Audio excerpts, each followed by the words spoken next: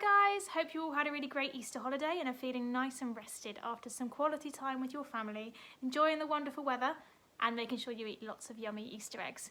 So it's our first Speedy SPAG lesson of the term. Are we ready to get our SPAG brains on?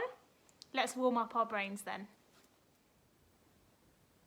So you know the score by now. On the screen there are 4 sentences and you need to find all of the errors in the sentences. They might be capital letters, missing full stops or the wrong punctuation. See if you can find all of the errors. Pause the screen while you have a go. So let's see if you manage to spot all of the errors on the page.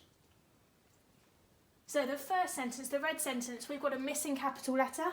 Are you ready for some SPAG? And of course that's a question, so we need a question mark to show that it's a question. Moving on to the green sentence then, I hope you all had a super Easter break. Well done if you spotted that super isn't spelt correctly. Super should be S-U-P-E-R or S-U-P-E-R. Well done if you spotted that mistake. So let's move on to the blue sentence then. How many new skills have you learnt? Well, we're missing a capital letter for the beginning of the sentence again, and it's another question. So we don't need an exclamation mark, but we do need a question mark. So well done if you spotted that mistake as well. Okay, so moving on to the yellow sentence then. Did you try Miss Wetherall's Marvellous Maths?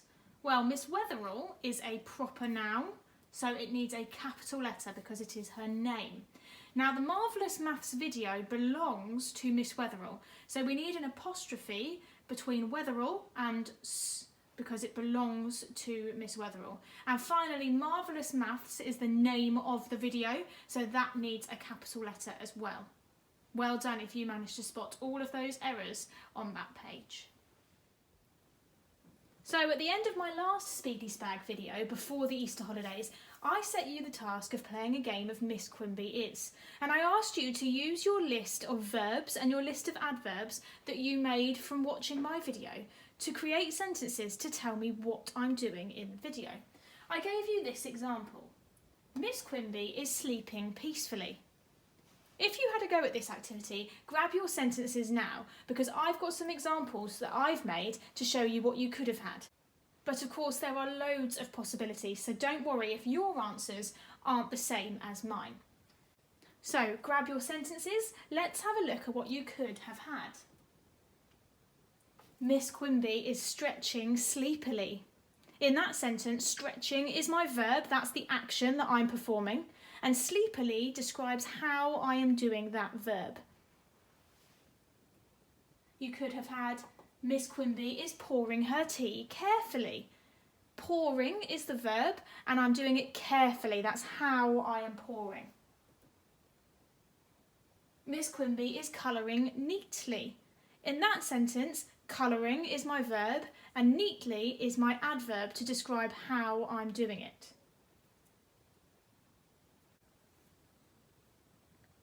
So then, let's have a look at what we're learning about today. Today we're going to be looking at suffixes, which are letters that we add to the end of a root word. And we're going to look at how we turn a word from singular to plural form. Now some of you may have heard those words before, singular and plural. But put simply, if you're not sure what they mean, singular has the root word single. And it means a single item or object when we only have one of something. Plural means more than one of an item or object, so we have many of them. Can you remember the word we use for the name of an object? Well done if you remembered that a noun is a name of an object. So now, I think it's time for another noun hunt. I'm going to give you 3 minutes on the Mission Impossible timer to hunt around your house for as many nouns, as many objects as you can and bring them all back to me when the timer gets to 0. Are you ready? Off you go.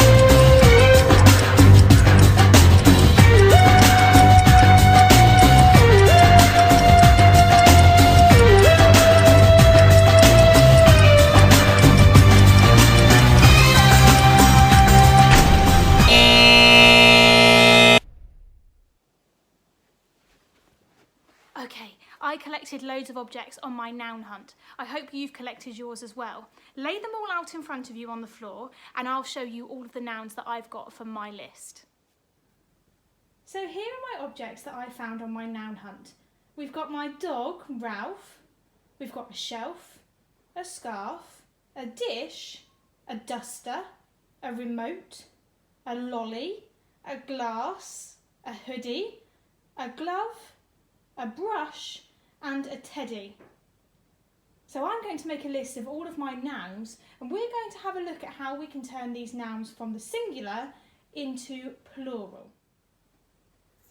So remember, I told you that singular means there is only one of an object or an item. So I've made a list of some of my nouns that I found on my noun hunt. I've written dog, glove, duster and remote. Now, when it's singular, it means I've only got one of these items. I have one dog. My dog's called Ralph. There he is. But if I had more than one dog, if I had 2 or 3, I would add an S on the end and it would be dogs. I have one dog or many dogs. Now what about glove? Well, I have one glove, but one glove's not much use when I have 2 hands, so I need 2 gloves. I have one duster or 2 dusters. And I have one remote or many remotes. So what have I done there to go from singular to plural? Well, for these words, I have just added an S onto the end, added S onto the end. Dog becomes dogs, glove, gloves, duster, dusters, remote, remotes. So sometimes when I turn singular to plural, I just add S. But this isn't always the case when we're writing the plural of nouns. So we need to be aware of all of the rules to write plurals. Let's have a look at the next one. So on this screen, I've written 3 more of the objects that I collected on my noun hunt. Dish, brush, glass. Now, when I'm writing the plural of these words, I can't just add an S onto the end. I have to add something else. I wonder if you can spot what I have to add. Here are the plurals of each word. Dishes, brushes, glasses. I have one dish or many dishes. I have one brush or many brushes. I have one glass or many glasses. So, these words all end in either a sh sound or a s sound.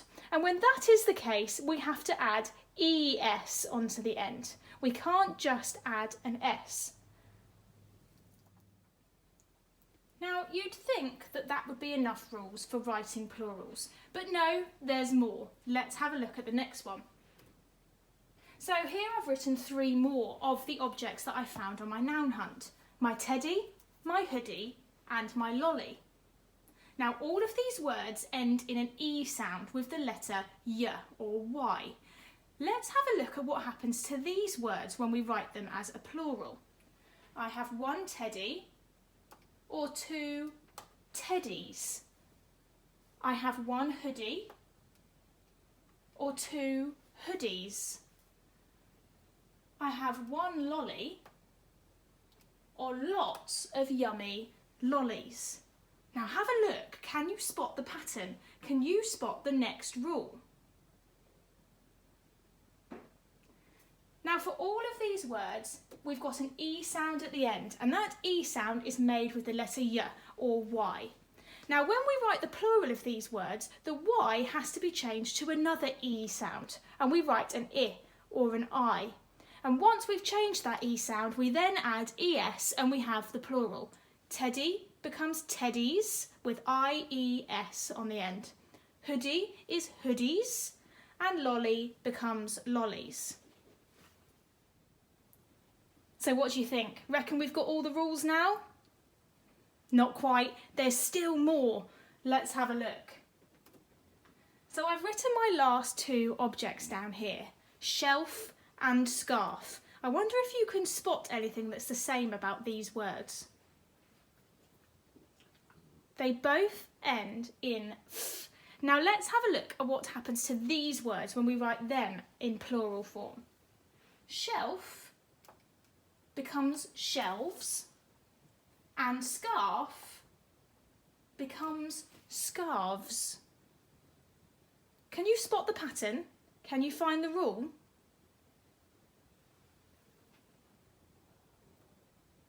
Good job if you spotted this rule. The F or the F has to be replaced with a V or a V. So we change the F to a V and then we add ES, just as we have with our other rules. So shelf becomes shelves, scarf becomes scarves. So now it's your turn to have a go. I'd like you to write a list of all of the nouns that you found on your noun hunt. And then I'd like you to use one of the 4 rules that's on the screen to help you turn your singular noun into plural. Now remember, singular means you've only got one of each object. Plural means you have more than one. How would you say that word if you had more than one? Pause the video while you have a go at writing the plural of each of your objects.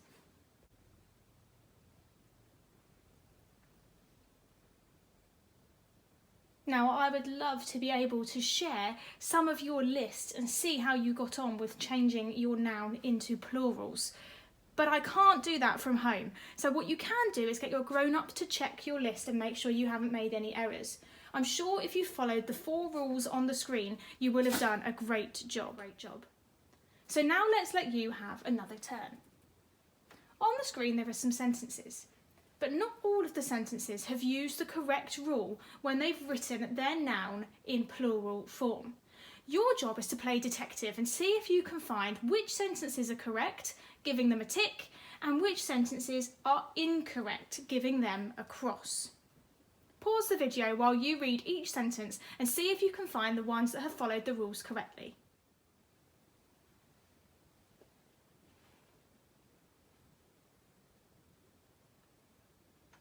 How did you get on? Shall we have a look at what the answers are? So the first sentence is not correct. The next 2 are, and the 3 after that are incorrect. But I'm not going to tell you what about them is wrong.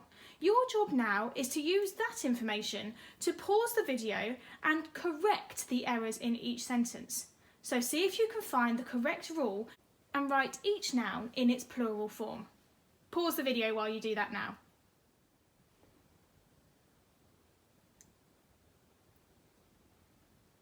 How did you get on with that, guys? Shall we have a look at those corrections?